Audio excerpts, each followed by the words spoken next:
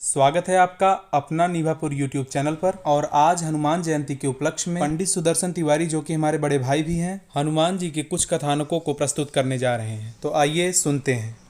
ओम आपदामपहर्तारं दातारं सर्वसंपदां लोकाभिरामं श्रीरामं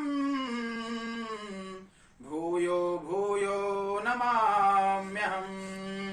रामाय रामभद्राय रामचन्द्राय वेधसे रघुनाथाय नाथाय सीतायाः पतये नमः।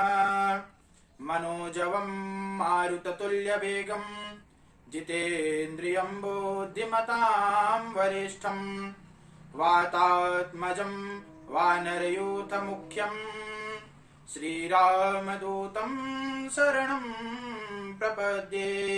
श्रीरामदूतं शरणं प्रपद्ये। परमाराध्य परमात्मा सर्वेश्वर अखिलेश्वर परमेश्वर जगत नियंता जगदाधार सर्वेश्वर से राघवेंद्र सरकार पराम्बा जगदम्बिका जगत जननी जनक नंदिनी श्री भगवती सीता जी एवं आशुतोष प्रलयंकर शंकर शेखर शशांक शेखर प्रलयंकर श्री भगवान भोलेनाथ, हमारे अनंत बलवंत संत हनुमंत लाल जी के चरणों में, आप सभी भगवान के चरणों में हम इस बालक का सादर प्रणाम।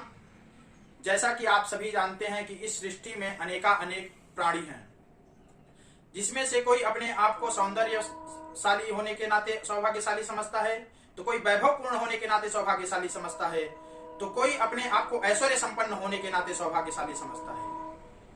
परंतु जब इस सृष्टि का कोई एक व्यक्ति हमारे परम पूज्य परमाराध्य परमादरणीय परम वंदनीय हमारे हिंदी साहित्य गगन मंडल के प्रचंड मातंड कवि कुल चक्र चूड़ामणि गोस्वामी बाबा तुलसीदास जी से किसी ने प्रश्न किया, हे बाबा, आप इस सृष्टि में किस व्यक्ति को सौभाग्यशाली समझते हैं?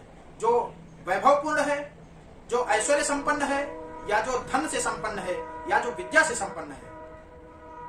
तो गोस्वामी जी ने कहा कि हमारे मन में न तो वह सौभाग्यशाली है जो ऐश्वर्य संपन्न है।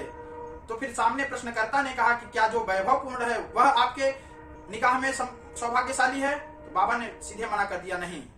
फिर प्रश्न किया, क्या धनवान आपके मन में सबसे वैभव संपन्न है? बाबा ने मना कर दिया, नहीं। तो फिर प्रश्नकर्ता ने कहा कि बाबा, जब आपके निगाह में न धनवान सौभाग्यशाली है, न ऐश्वर्यवान सौभाग्यशाली है, न विद्यावान सौभाग्यशाली है, तो आपके मन में सौभाग्यशाली है कौन? बाबा ने कहा कि आज की बात छोड़ो, त्रेता की ही बात ले लो। धनवान तो रावण भी था। रावण के पास किस धन की कमी थी? धन तो इतना था कि कनक कोट विचित्र मणिकृत सुंदरायतना घना चौहट्ट हट्ट सुभट्ट वीति चारु पुर बहुविधि बना गजबाज खच्चर निकर पदचर रथ बरूथ निको गने बहुरूप निशिचर सेन बरनत रूप नहीं बने। इतना धनवान था रावण कि उसके पास कनक कोट सोने की लंका थी, उसके पास सोने का कोट था। तब क्या वह बाबा के निगाह में सौभाग्यशाली हो सकता था? क्योंकि वह तो धनवान था, परंतु वह बाबा की निगाह में सौभाग्यशाली नहीं है, क्योंकि उसके पास धन तो है, परंतु उसके पास धर्म 1% भी नहीं है।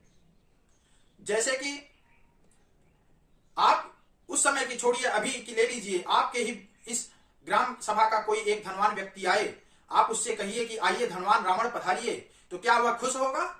वह बुरा मान जाएगा, केवल इसलिए क्योंकि रावण धनवान तो है, परंतु वह धन का सदुपयोग नहीं करता, दुरुपयोग करता है। और किसी भी वस्तु का सदुपयोग ही देवत्व है और उसका दुरुपयोग ही असुरत्व है। धन की छोड़ो, बल की ही ले लो। जब रावण इतना बलवान था कि हमारे बाबा गोस्वामी दास जी की लेखनी रंच मात्र भी उसकी बड़ाई करने में सक्षाती नहीं है। हमारे बाबा लिखते हैं, जासु चलत डोलत इमि धरनी चढ़त मत गज जिमि लघु तरनी। रावण तो बलवान इतना है कि उसके चलने मात्र से ही यह धरती डगमगा जाती है, जैसे कोई एक हाथी एक छोटे से नौका पर अपने पांव रख दिया हो। इतना बलवान है रावण। अगर इसी ग्राम सभा का कोई एक बलवान व्यक्ति आ जाए, पहलवान आ जाए, तो आप उससे कहिए कि आइए बलवान रावण पधारिए, तो वह बुरा मान जाएगा। नहीं, बलवान तो है रावण, लेकिन उसकी तुलना नहीं सुनना चाहते, केवल इसीलिए क्योंकि उसने अपने बल का दुरुपयोग किया, उसने अपने बल का सदुपयोग नहीं किया। और चलिए छोड़िए, अगर उस पहलवान को कह दीजिए कि आइए बलवान हनुमान जी पधारिए, तो वह खुश हो जाएगा, उसकी छाती फूल के छाता हो जाएगी, क्योंकि वह बलवान तो है। वह अपनी तुलना हनुमान जी से सुनना चाहता है, रावण से नहीं सुनना चाहता। क्योंकि हमारे महावीर हनुमान जी महावीर बिनवौ हनुमाना, राम जासु जस आप बखाना।